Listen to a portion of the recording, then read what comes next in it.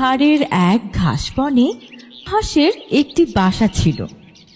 সেই বাসায় সে একটি ডিম পাড়ে। একদিন এক ধূর্ত শিয়াল এসে হামলা করলো মা হাঁসের বাসায়। তুমি এসব কি করছো? তুমি আমার ডিম নিয়ে যেতে পারো না, ওটা আমার ডিম। যদি ভালো চাও তাহলে এক্ষুনি এখান থেকে চলে যাও। আমি তোর ডিমগুলো খাওয়ার জন্য কত আশা করে বসে আছি, আর তুই কিনা আমাকে চলে যেতে বলছিস। আর আমি যদি না যাই তাহলে তুই কি করবি? আমি তোমার সাথে লড়াই করব। যতক্ষণ আমার শরীরে প্রাণ থাকবে ততক্ষণ আমি লড়াই করে যাব। তুমি আমার ডিম খেয়ে তো দেখাও, তোমাকে আজ আমি মেরে ফেলবো। মা হাঁসের এমন ভয়ঙ্কর মাতৃ রূপ দেখে শিয়াল কিছুটা ঘাবড়ে গেল এবং ভয় পেয়ে সেখান থেকে পালিয়ে গেল। ভগবান, তোমাকে অসংখ্য ধন্যবাদ। তুমি সাহস না দিলে শিয়াল আজ আমার ডিমটা খেয়ে ফেলতো। ওই বাসায় মা হাঁস একাই থাকতো, কারণ কিছুদিন আগে এক শিকারী তার সঙ্গীকে মেরে ফেলেছিল। সে এখন শুধু ওই ডিম থেকে বাচ্চা হওয়ার আশাতেই বেঁচে ছিল। ওই শিয়াল আমার বাসা চিনে ফেলেছে, আর জঙ্গলে তো খাবারও তেমন পাওয়া যায় না। আমাকে খাবার আনতে খুব দূরে যেতে হয়। আজকে তো আমি আমার ডিমটাকে বাঁচিয়ে নিয়েছি, কিন্তু ওই শিয়াল যদি খাওয়ার আশায় আবার চলে আসে। আমি একটা কাজ করি, আমার ডিম নিয়ে অন্য কোনো নিরাপদ জায়গায় চলে যাই।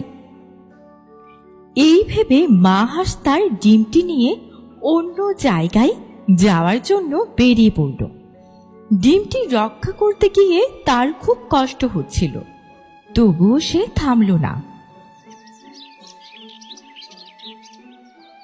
সন্ধ্যা হওয়ার আগে সে নদীর পাড়ে পৌঁছালো এবং সেখানে এক পাখির ছেড়ে যাওয়া একটি ভাঙাচোরা বাসা দেখতে পেল। এই বাসা তো ভেঙে গিয়েছে, মনে হয় না এখানে কেউ থাকে। আজ রাতটা কোনো রকমে এখানে কাটিয়ে দিই, কাল না হয় বাসাটা একটু ঠিক করে নেব। তাছাড়া এখানে থাকলে জল খেতেও দূরে যেতে হবে না। এই ভেবে মা হাঁস সেই ভাঙা বাসাতেই আশ্রয় নিল। আর ২-১ দিনের মধ্যেই আমার ডিম ফুটে সুন্দর ছানা বেরিয়ে আসবে, আর আমার সব দুঃখ দূর হয়ে যাবে। এই ভাবতে ভাবতে সে ঘুমিয়ে পড়ে। কিন্তু রাতে ঘুমের ঘোরে মা হাঁসের ডিম সেই ভাঙা বাসাটি থেকে গড়িয়ে নদীতে পড়ে যায় এবং ডিমটি নদীর জলে ভেসে চলে যায়।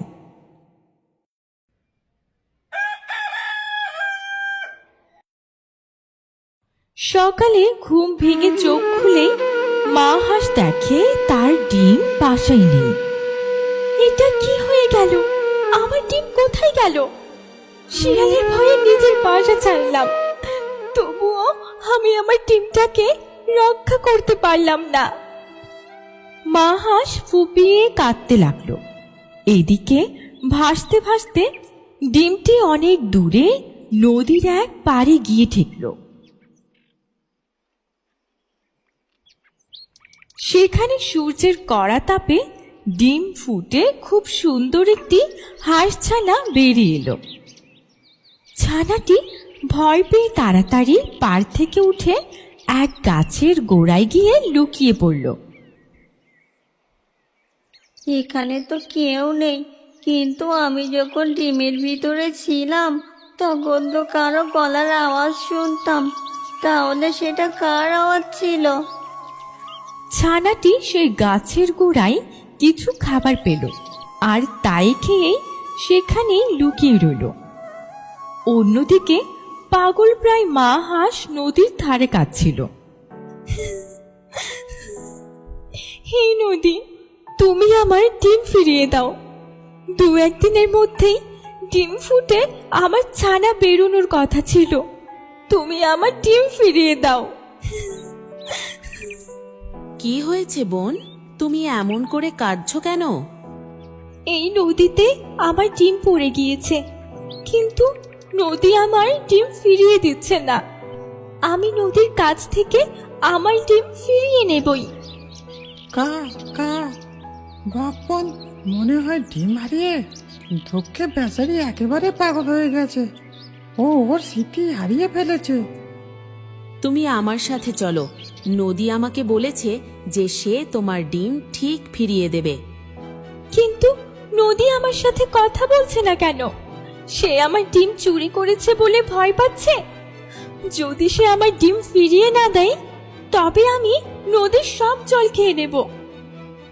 বকবন একে সাথে নিয়ে যাওয়াই ভালো হবে, একেবারেই পাগল হয়ে গেছে। নদী আমাকে বলেছে যে সে তোমার ডিম ঠিক ফিরিয়ে দেবে। চলো মা হাঁস, তুমি এখন আমার সাথে চলো। বক সান্ত্বনা দিয়ে মা হাঁসকে তার নিজের বাসায় নিয়ে গেল। বকের বাসায় থাকতো তার ছানা। মা, তুমি এনাকে কোথা থেকে নিয়ে এসছো? বাবা, তোমার এই হাঁস মাসিকে নদীর ধারে পেয়েছি। এর ডিম নদীতে পড়ে গেছে আর সেই শোকে এ পাগল হয়ে গেছে। মা, তাহলে তো ওনার খুব দুঃখ। হ্যাঁ বাবা, একজন মায়ের কাছে তার সন্তান হারানোর চেয়ে বড় কষ্ট আর কি হতে পারে? আমি নদীর কাছ থেকে আমার ডিম ফিরিয়ে নেব। নদী যেখানে লুকিয়ে রাখুক সে রাখতে পারবে না। এভাবেই বেশ কয়েকদিন কেটে যায়। নদীর পাড়ে লুকিয়ে থাকা হাঁসছানাটিও একটু বড় হয়। তবে সে এখনো জানতো না যে সে নদীর জলে সাঁতার কাটতে পারে। এদিকে বকের আদরের বকছানাটিও বেশ বড় হয়েছে এবং উড়তে শিখেছে। তুমি তো বলেছিলে নদী আমার ডিম ফিরিয়ে দেবে, কিন্তু দিল কই? বকবন এর শরীরে প্রাণ তো আছে, কিন্তু এ বেঁচে থেকেই মরে গিয়েছে। আমরা তো কিছুই করতে পারবো না। বাবু, তুমি এবার শান্ত হয়ে বসো। সেই কখন থেকে উড়ছো, তোমার কষ্ট হবে। এখন নতুন উড়তে শিখেছে, ওকে বারণ করো না। যত উড়বে তত ডানা শক্ত হবে। মা, আমার একটুও কষ্ট হচ্ছে না, ইচ্ছে করছে অনেক দূর পর্যন্ত উড়ে যাই।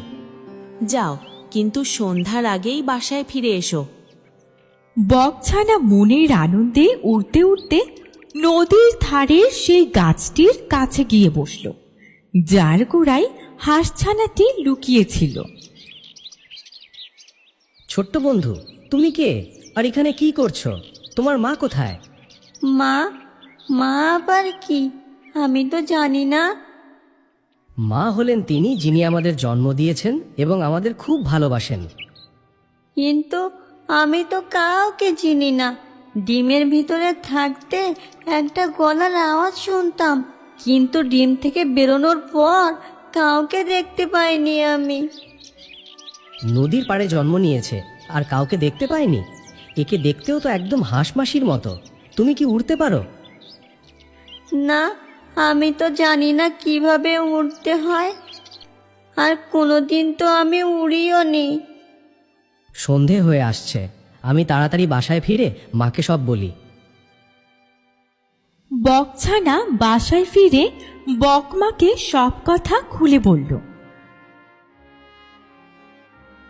পরদিন সকালে বকছানা তার মা বক আর মা হাঁসকে নিয়ে সে গাছের গোড়ায় গেল।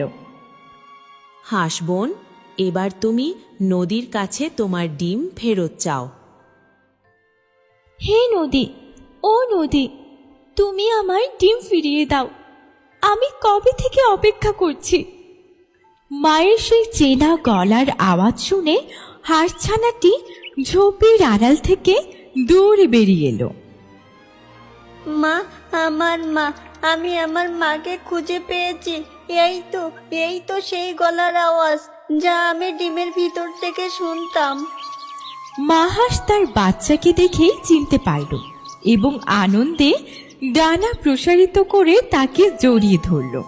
এভাবে বক ও বক ছানার সাহায্যে মা হাঁস তার হারানো ছানাকে ফিরে পেল।